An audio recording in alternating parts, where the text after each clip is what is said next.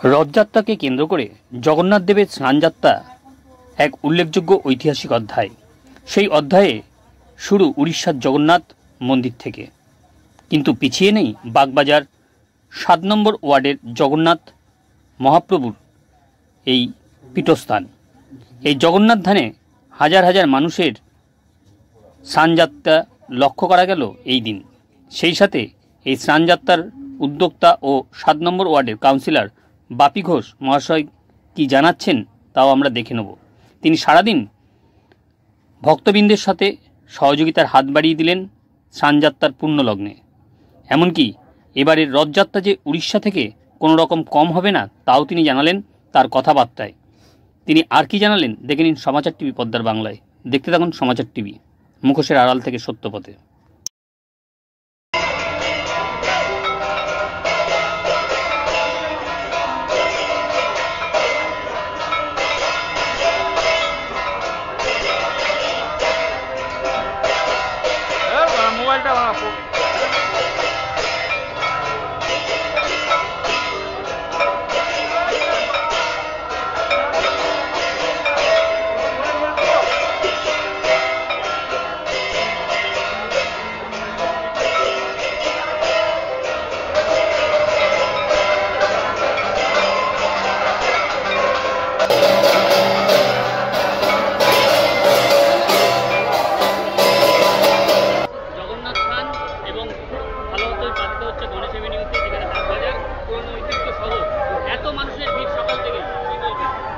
আজকে জগন্নাথ মহাপ্রভুর স্নানযাত্রা উৎসব। পুরীর রীতি নীতি নিয়ম কারণ আচার মেনে আমরা জগন্নাথ মহাপ্রভুর স্নানযাত্রা উৎসব পালন করছি।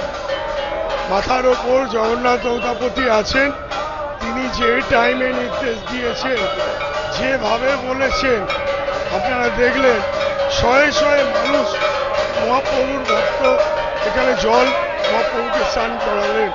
আজকে মহাপ্রভু মন্দিরে প্রবেশ করার পর, শৃঙ্গার হওয়ার পর আপনারা জানেন ভালো করে মহাপ্রভু জ্বর হবে এবং মন্দির বন্ধ থাকবে। রথের একদিন আগে খুলবে এবং আমাদের রথযাত্রা 6 তারিখ আমরা উদ্বোধন করছি। আর আগামী 6 তারিখ থেকে 6 জুলাই থেকে 21শে জুলাই আমাদের রথযাত্রা উৎসব বাগবাজার মাঠে হতে চলেছে।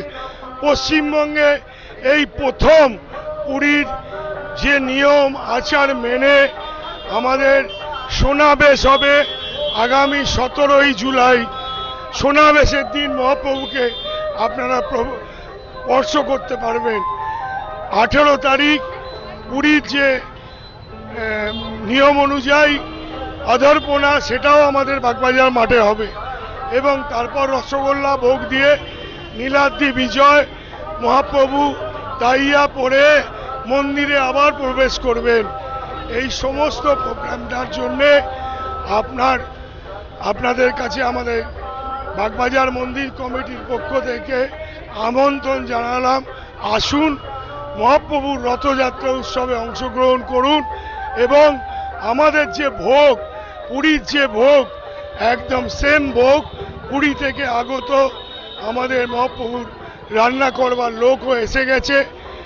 আর আমাদের সেই মাটির হাঁড়ি, যে মাটির হাঁড়ি পুরীতে হয়, আপনারা দেখতে পাবেন। আর এবারে বিশেষত্ব আমরা রেখেছি, মহাপ্রভুর ভোগও আমরা 100 হাঁড়ি বিক্রি করব, সেটা ধার্য করা হয়েছে 201 টাকায়। জয় জগন্নাথ, জয় মহাপ্রভু, জয় বলভদ্রদেব, জয় সুভদ্রা মা, জয় সুদর্শন মহারাজ।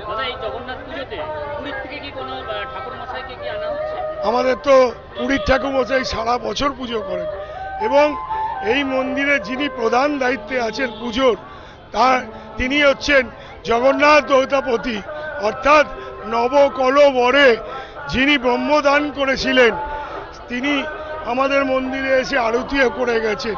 তারই নির্দেশে এই মন্দির পরিচালিত হয়।